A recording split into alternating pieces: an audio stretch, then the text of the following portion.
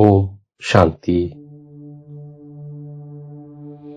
நான் டபுள் அஹிம்சாவாதி ஆத்மா. நான் சுயநலமற்ற ஆசையற்ற ஆத்மா. நான் புத்தியை மாற்றுவதற்கான சேவை செய்யும் ஆத்மா. அனைவருக்கும் சத்கதி வழங்கக்கூடிய வள்ளல் ஒரு தந்தையாவார். தந்தையைப் போன்று தன்னலமற்ற சேவையை வேறு யாரும் செய்ய முடியாது. ஒரேடியாக அஜாமில் போன்ற பாவ ஆத்மாக்களை மீண்டும் லட்சுமி நாராயணரைப் போல பூஜிக்கத் தகுந்த தேவதையாக மாற்றுவதற்கான முயற்சியை தந்தை செய்ய வேண்டியதாக இருக்கின்றது. தந்தை குழந்தைகளாகிய நம்மை தேவதை ஆக்குவதற்கான முயற்சி செய்கின்றார். மற்ற அனைத்து ஆத்மாக்களும் சாந்திதாமத்திற்கு திரும்பிச் செல்கிறார்கள். ஒவ்வொரு ஆத்மாவும் தன்னுடைய கணக்கு வழக்கை முடித்து தகுதியாகி வீடு திரும்ப வேண்டும். தந்தை எப்போது வருகின்றாரோ அப்போது முழு உலகத்தில் எந்தெந்த மதத்தினர் இருக்கின்றனரோ அனைவரையும் அழைத்து செல்கின்றார். தந்தை இங்கு வந்து குழந்தைகளை சுகதாமத்திற்கு தகுதியானவர்களாக ஆக்குகின்றார். தந்தை அனைவருக்கும் நன்மை செய்கின்றார்.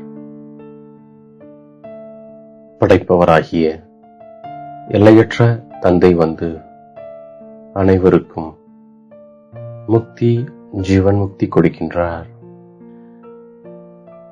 தந்தை தூரதேசி பரந்தாமத்தில் வசிக்கக்கூடியவர். கீதைதான் அனைத்து சாஸ்திரங்களிலும் சிரோன்மணியாகும். யார் ஆதி சனாத்தன தேவி தேவதா தர்மத்தை சார்ந்தவராக இருந்தார்களோ அவர்கள் மீண்டும் தன்னுடைய தர்மத்திற்கே வந்து விடுவார்கள். இப்போது ஆதி சனாத்தன தேவி தேவதா தர்மத்தின் நாற்று நடப்பட்டு கொண்டிருக்கின்றது. நாம் இல்லற தர்மத்தை சார்ந்தவர்கள். ஒரு சர்வ சக்திவான் தந்தைதான் வந்து அனைவருக்கும் சக்தி கொடுக்கின்றார். தந்தை அனைத்து தர்மங்களுக்கும் சேவகனாக இருக்கின்றார். தந்தை வருவதே ஒரு முறைதான். இப்போது இது சங்கமயுகமாகும். புருஷோத்தம சங்கமயுகத்தில் வருகின்றார். நாம் தான் உண்மையிலும் உண்மையான பிராமணர்களாவோம். நாம் காமச்சிதையிலிருந்து இறங்கி ஞானச்சிதையில் அமர்கின்றோம். நாம் 21 பிறவிகளுக்கு ஒருபோதும் நோய்வாய்ப்படாதவாறு தந்தை நம்மை ஆக்குகின்றார். நம் அழுகை கூக்குரல் எல்லாம் இப்போது முடிந்து போகின்றன. நாம் இப்போது ஆஸ்திகராகி இருக்கின்றோம். படைப்பவர் மற்றும் படைப்பை நாம் தந்தை மூலமாக அறிந்து கொண்டோம். தந்தை கர்மம், அகர்மம் மற்றும் விகர்மத்தின் கதியையும் புரிய வைக்கின்றார். இப்போது நாம் மீண்டும் சொர்க்கவாசி ஆகிக் கொண்டிருக்கின்றோம். நாம் இப்போது யோக பலத்தின் மூலம் நம்முடைய உலகத்தை ஸ்தாபனை செய்து கொண்டிருக்கின்றோம். நாம் இப்போது டபுள் அஹிம்சாவாதி ஆகின்றோம். பரமாத்மா கூட நாடகத்தின் பந்தனத்தில் கட்டுப்பட்டிருக்கின்றார்.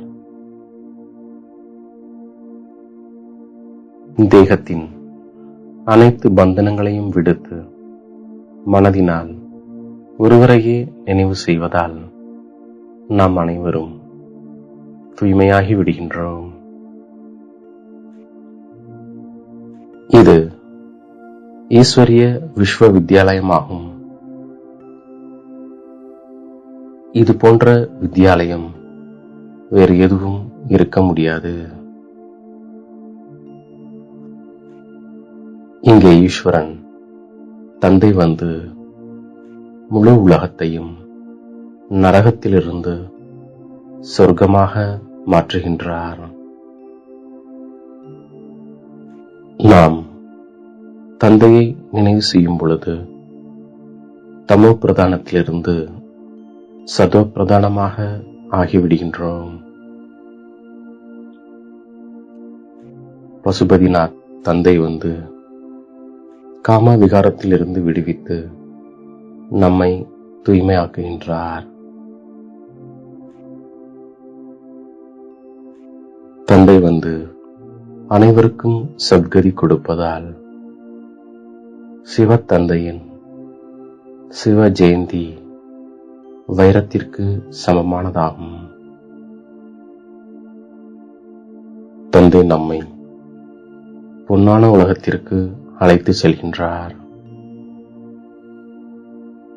ஞானத்தை நமக்குதான் தந்தை கற்பிக்கின்றார். அதன் மூலம் நாம் தேவி தேவதையாக ஆகின்றோம். பிறகு இந்த ஞானம் மறைந்து போய்விடுகின்றது. இப்போது நம்முடைய சூரிய வம்சம் மற்றும் சந்திர வம்சம் இரண்டும் உருவாகின்றது. நாம் மிகுந்த மகிழ்ச்சியுடன் இருக்கின்றோம். ஏனெனில் புதிய உலகம் உருவாகிக் கொண்டிருக்கின்றது.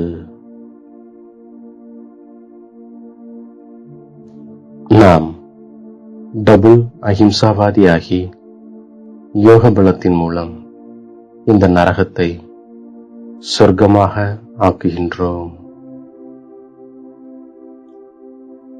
நாம் தமோ பிரதானத்தில் இருந்து சதோ பிரதானம் ஆவதற்கான முயற்சியை செய்கின்றோம். நாம் ஒரு தந்தையை முழுமையாக பின்பற்றுகின்றோம். உண்மையிலும் உண்மையான பிராமணனாகி யோக அக்னி மூலம் விக்ரமங்களை எரிக்கின்றோம். அனைவரையும் காமச்சிதையிலிருந்து அகற்றி ஞானச்சிதையில் நாம் அமர வைக்கின்றோம். சுயநலமற்ற மற்றும் ஆசையற்ற நிலையின் மூலமாக சேவை செய்யக்கூடிய வெற்றியின் மூர்த்தி ஆத்மா நாம். இப்போது சக்தியின் மூலமாக புத்தியை மாற்றுவதற்கான சேவை செய்யும் ஆத்மா நாம். என்னை தேடி கண்டெடுத்த இனிமையிலும் இனிமையான தாயும் தந்தையுமாகிய பாப்தாதாவிற்கு கோடான கோடி நமஸ்காரங்கள். ஓம் சாந்தி.